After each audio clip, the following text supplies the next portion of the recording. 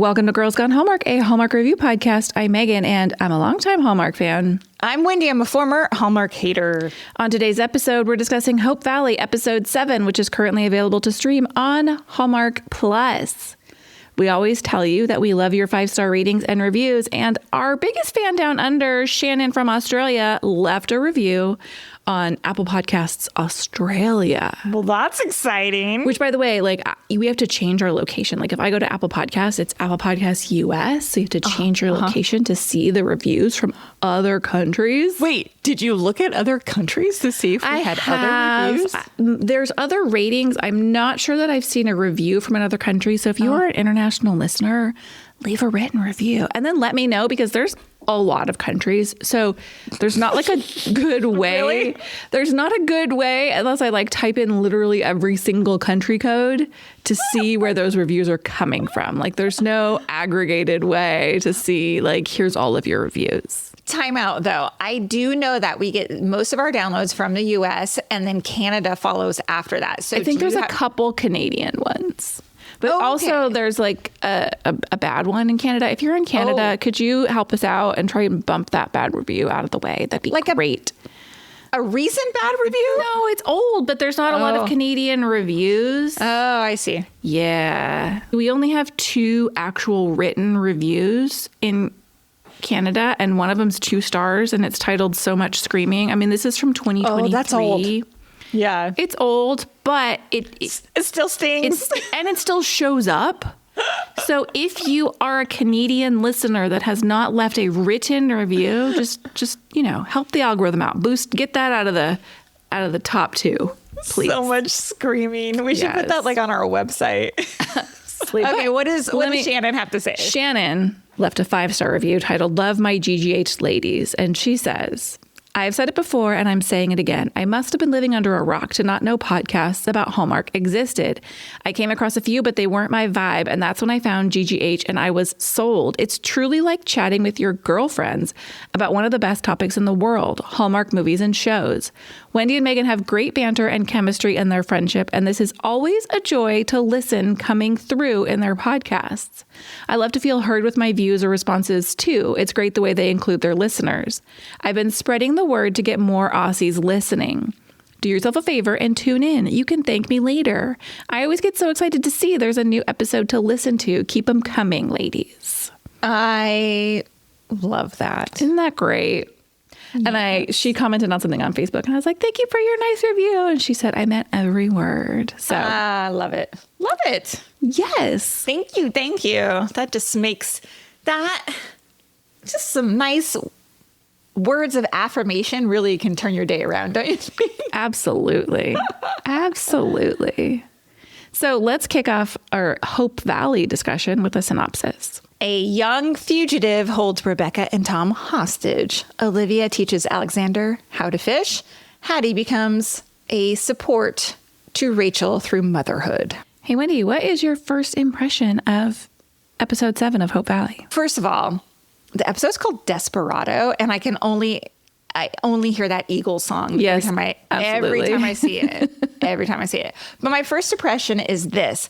I'm still enjoying the show, but I'm starting to feel like we're working our way through a things that happen on TV checklist. And this week's box was hostage situation.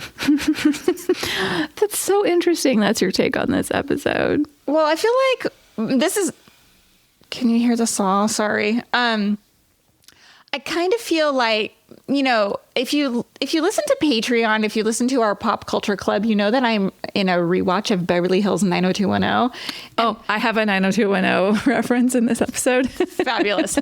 I'm feeling like Rebecca's the Kelly Taylor, like, something always terrible was happening to Kelly Taylor, especially like in the later years. I was like, okay, this is where we're at.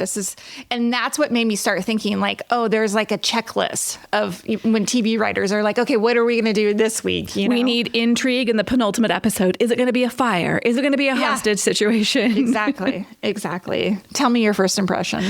My first impression is I take back what I said about Benjamin Ayers not being tough enough for the role of Tom Moore. I agree. He really delivered this episode. Yeah. There's this one time he gave this like look. I was like, hello. You are tough enough for me. Let's talk about what we liked. Let's talk about Rebecca and Tom. Okay. I thought this was like the best version of them together. I thought their dynamic really shined. There was a moment that made me LOL when they're on the wagon and they're taking Eli, the guy, back. We'll get to that part of the story, but like Eli was under the impression that Tom was Rebecca's husband, and they both shout at the same time, "We're not married." Yes. And I just laughed. I laughed out loud. I thought it was so funny.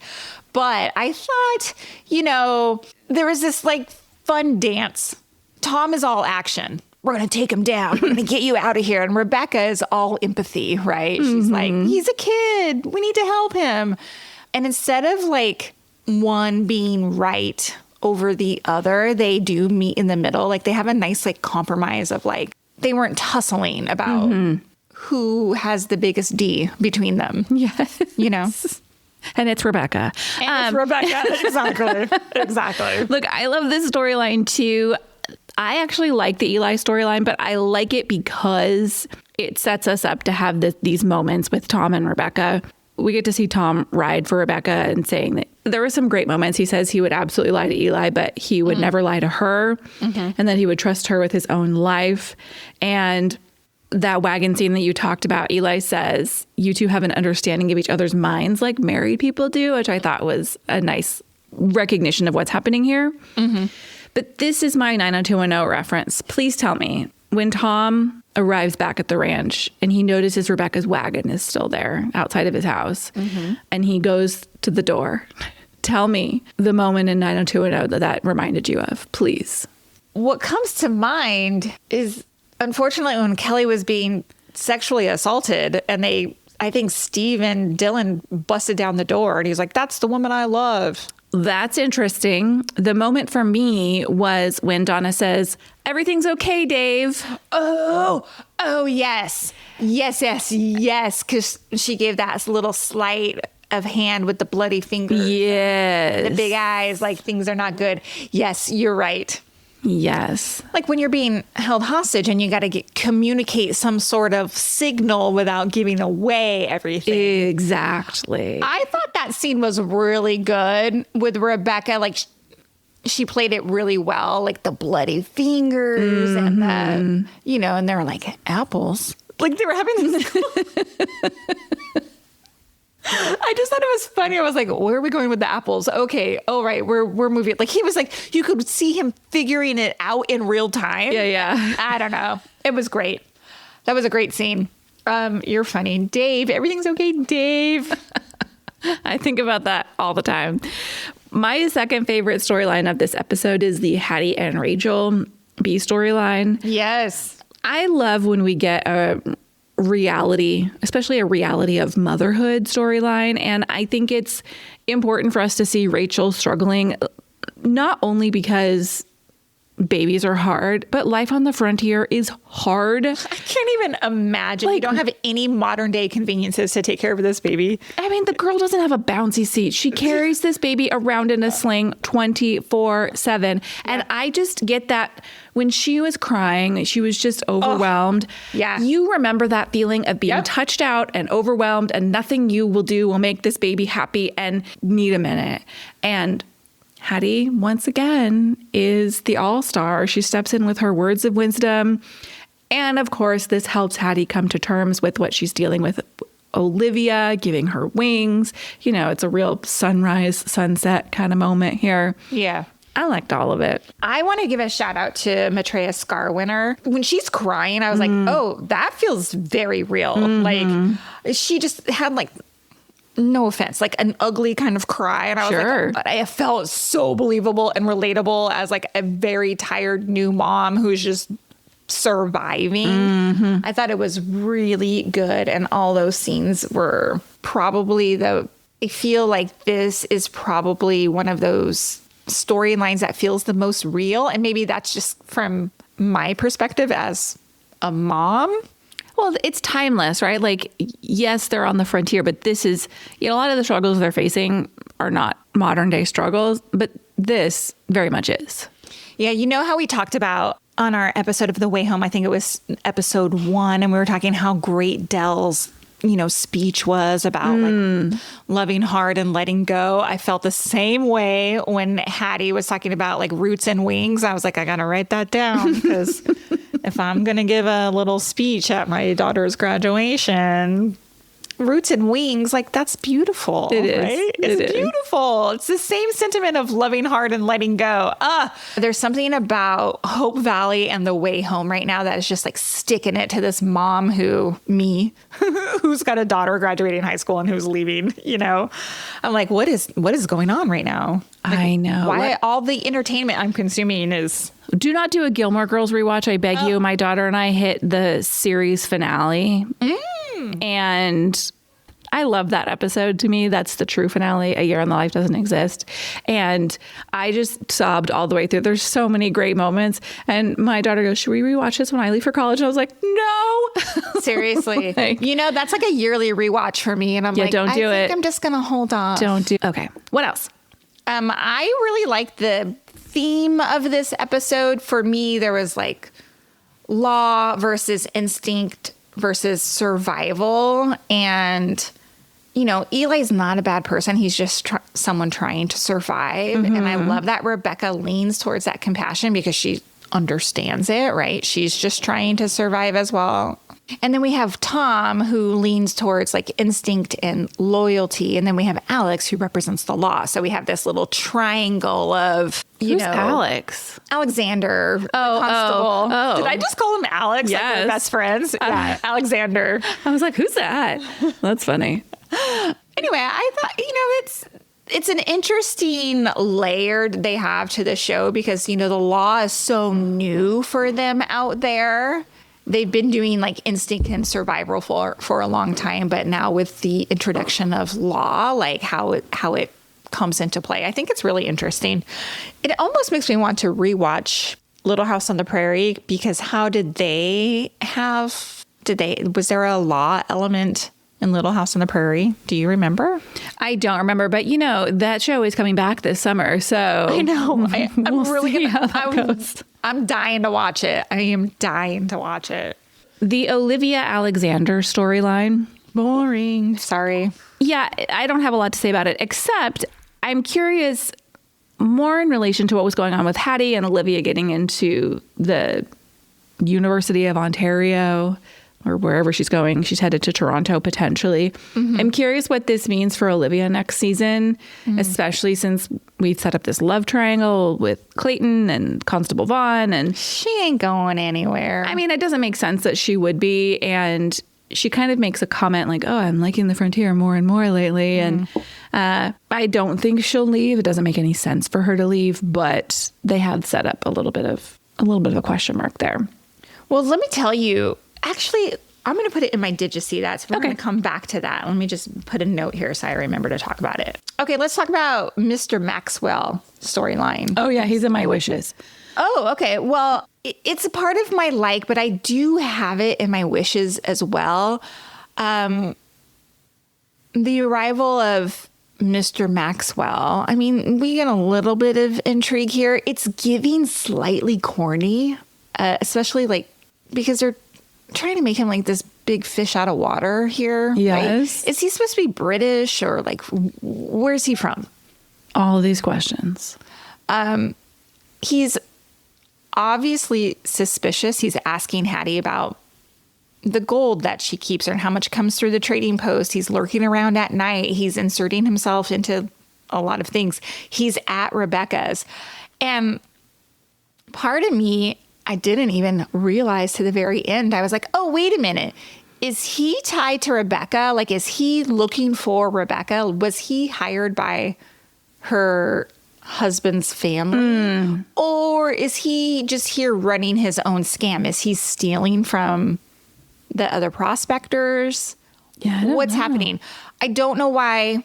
This is going to sound like a wish. I don't know why you introduced this in episode 7. Yeah, next week is the finale. So I'm like, okay, what's happening here? Who's this dude? I like that we have intrigue, but again, goes back to my first impressions. Like, this is a TV checklist. Sure. Let's introduce somebody who's very suspicious. That's all I got. Let's take a quick break and we'll come right back with our wishes.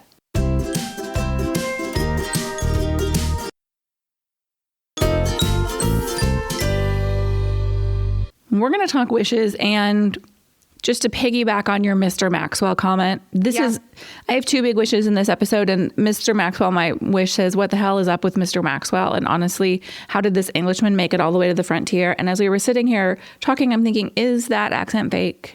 Oh. Is that like a little disguise he's put on? I don't know. There were too many questions. All of a sudden, he appears at the boarding house, and I was just thinking, who is this man? What is he doing? What's his end game?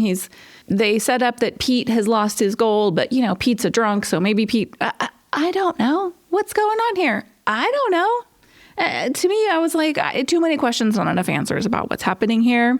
Yeah, agree. I have one more wish, but what do you have? Oh, I have a couple more wishes, but in terms of new characters, we've reintroduced Wanda. I guess Wanda was in an episode briefly. Yeah, she turned in some gold. Yeah. Wanda, who are you? Now you're staying at Rebecca's house and you have all these lines. Who are you? Are you by yourself? Why are we introducing all these characters without a clear purpose? I don't understand. Season 2 setup. Probably. But then we don't develop Peggy and her husband, Nash. We're not developing them at all. Clayton, we're not developing him. Rachel and her husband. There's other characters I care about that we could dig into further without bringing in, like, I'm quoting, special guests. Sure, I agree. Well, for my other wish, I am going to read an email from a listener. They echoed my wish. And since we're not really doing real listener mailbag, we're doing The Way Home. I'm trying to insert these emails throughout episodes as they make sense. So we have an email from Amy who says, I hope this most recent episode would have had more about Rebecca's in-laws looking for them, but we got nothing. They're really saving this storyline for the last minute, aren't they? I'm enjoying the show for sure, although it is slow. Watching this season makes me understand why When Calls the Heart has gone on for like 11 seasons. If that show operates at the same pace, they've probably only told 2 years worth of story in all that time. And Amy really echoes what I was thinking, that we got the setup of the in-laws at the end of episode 6, and then absolutely nothing, not even a whiff of it, unless, like you said, Mr. Maxwell is somehow connected. Although I suspect he's more of a gold situation con man. But I just thought to introduce that and then drop it. I suppose the idea is that when we bring it back in episode 8, that it's more of a, oh yeah. But I would have liked to see some movement on that front. I think so too. And I was like, okay, are we setting up for season 2? Maybe next week's episode will be, I guess it will be this week's episode, will be a bigger movement. I'm assuming is going to be a bigger movement of Rebecca's husband's family, like finding where they are. Let's take Mr. Maxwell out of it. Let's assume he's a con man out stealing money. They're going to end season 1 with a cliffhanger of Rebecca being found. And then what, Yeah. So with that being said, with the finale next week, what are you hoping and or expecting to see happen there? I have no idea. No idea. Except here's where I'm going to insert my, did you see that? I noticed that Ken Cooperis' name has been in the opening credits as a... Oh, that's right. You mentioned that to me. Consulting supervisor or producer or something. I can't remember the role exactly. And, Ken Cooperis is the writer and creator of Mistletoe Murders. Yes. And I was like, I wonder if they brought him in for like a mystery element to help develop the mystery angle of it all. That's a good point. I like that he's involved. So do I, but I would honestly, please give me more Mistletoe Murder. Sure, yeah, of course. Don't be spreading my man Kid too thin here.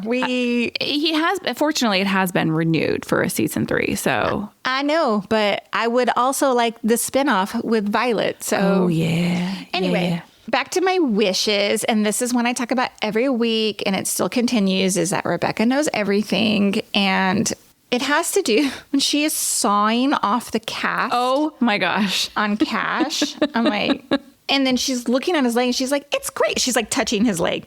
it looks great. Your bone is all healed. And then when she's taking the bullet out of Eli's shoulder, she's like, I have some medical knowledge. And I could not help but think, nobody's asking me to do taxes. My husband is an accountant, right? It's like me saying, like, I have some accounting knowledge. Sure. I'm not out here I don't even do our back end stuff, Megan. I'm like, this is ridiculous. This is so ridiculous. Nash could have gone on a wagon ride to an actual doctor to have this cast taken off and his bone looked at. Like, when it happened initially, yes, it was an emergency and Rebecca stepped in. But at this point, he can go see a professional. Can he not? I certainly would think so. Yes. But why? Rebecca's right there. She knows everything. So dumb. She's a Renaissance woman. And then obviously something is not right, because did you see him struggling to get into the wagon? And Clayton's like, are you doing okay there? Like that. Oh, you think that's foreshadowing? I mean, I do. Look, when my kid broke a bone, he limped for a month after. So I broke a bone 3 years ago. And when it gets cold, I still have some real issues. I got to put a little brace on because it hurts so bad. Yeah. So, I mean, I get it. Maybe then why throw this like throwaway line for Clayton? Like, you okay? Mm-hmm. We got to give Clayton something to say in this episode. Yeah, poor Clayton. All he does is make forceps and drive the wagon. Oh my God, the forceps and the visual I had with that. I was like, no. My next wish is, Alexander, what are you doing? You're supposed to be the law, sir. I get that he's going to take his day off to go fishing and have this whole like flirty encounter with Olivia. Does he not think Mr. Maxwell is suspicious at all? Yeah, I mean, I would think maybe he should be suspicious of every new person that shows up a little bit. Well, he was so hot on Rebecca being like, oh, she doesn't fit in here. What about this Englishman? To me, again, this is where my frontier ignorance comes into play. I'm like, this man would have had to come like all of the other prospectors, right? They would have had to come a long way to get there. And he's, I don't know. I'm like, I understand. Had to take a boat on the ocean, right?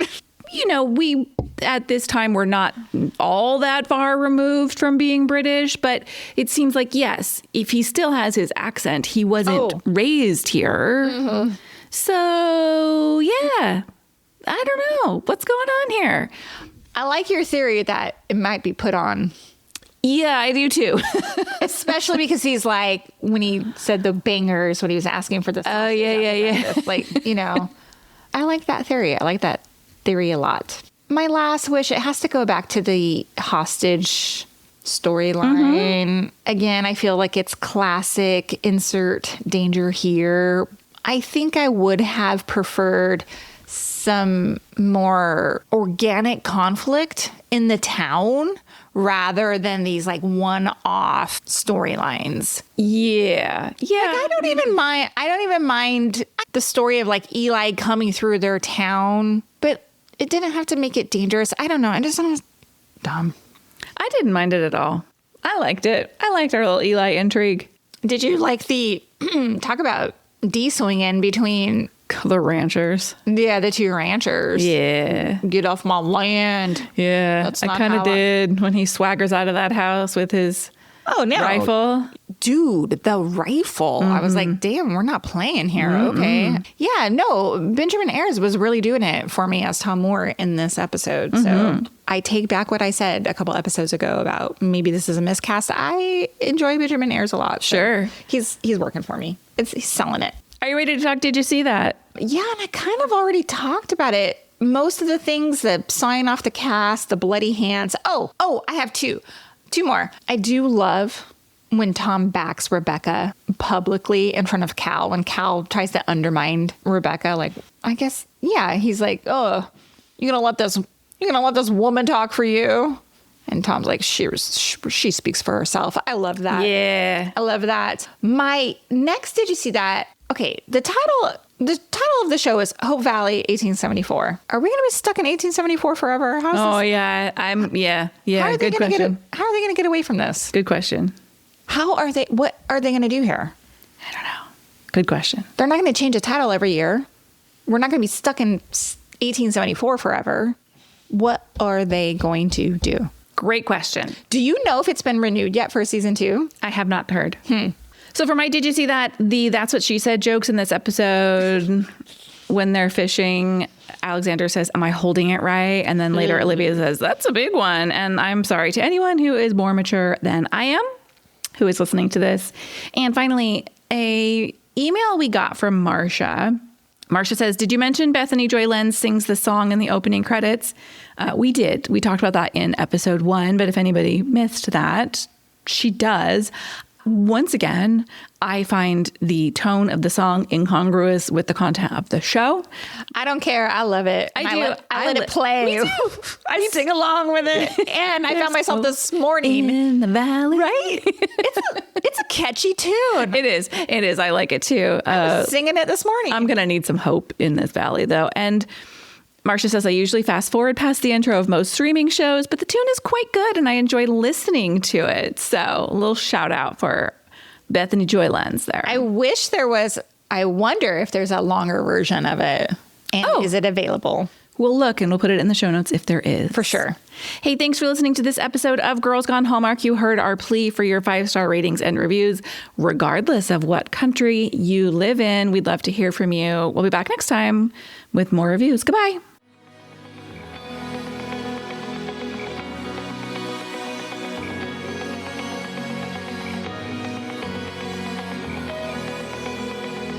All right, friends, before we go, just a quick heads up. You're about to hear some ads. These little gems help us keep the show running and the Hallmark love flowing. So do with that info what you will. Grab a snack, hit the skip button, or maybe, just maybe, listen in and discover your new favorite product. Bye.